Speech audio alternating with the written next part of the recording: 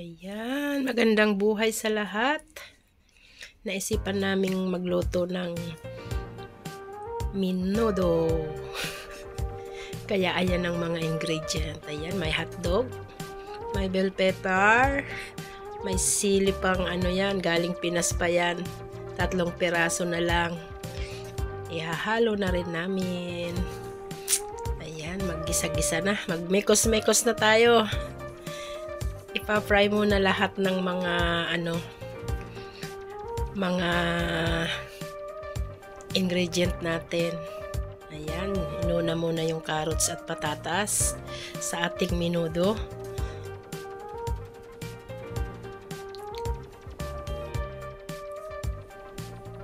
Maraming patatas at carrots lang para maraming mapapak ba. Ay, nako, ganyan. Mekos-mekos. Ayan, hanguin. Bell pepper uli. Igisa-gisa, mekos-mekos na yan. Tanggalin uli. At ang sunod naman ay hotdog. Mga hotdog. For almost 1 year, hindi kami kumain ng ganyang hotdog at hindi naman yan healthy. Ayan. Chicken franks hotdog yan dito. Yan. Igigisa na yung 1 minute lang yung atay. I-fry na yung atay.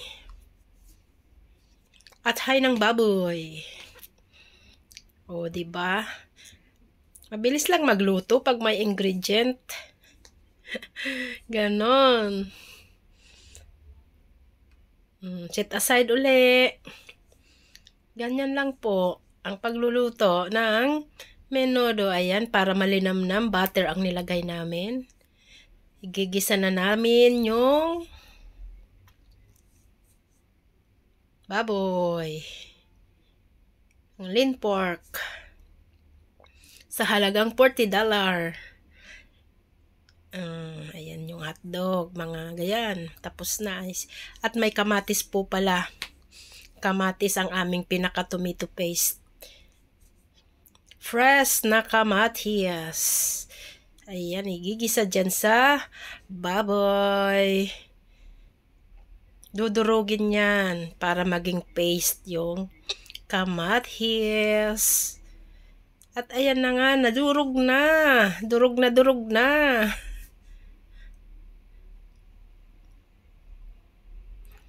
Ihahalo na natin, idadagdag ang meat, pork meat. Then, halo-halo, sige halo, hanggang mahalo-halo na yan.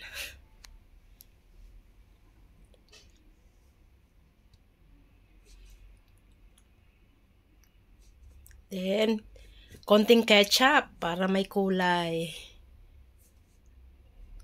Simple lang magluto. Then, add water. Ang water para lumambot.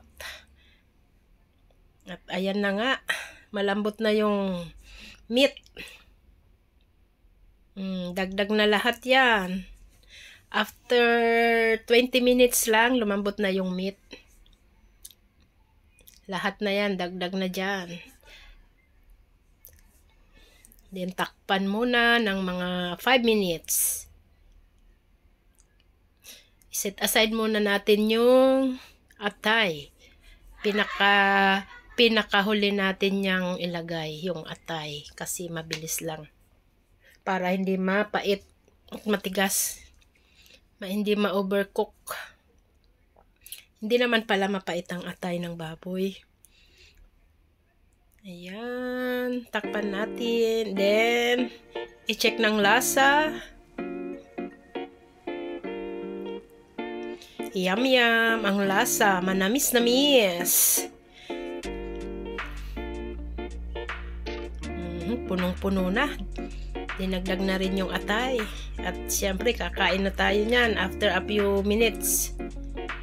Ayan, luto na ang ating homemade menudo. Ganun lang po kasimple. Maraming salamat po sa inyong panunood.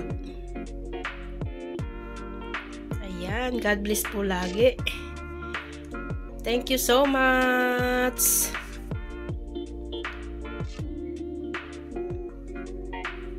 Let's eat, everyone.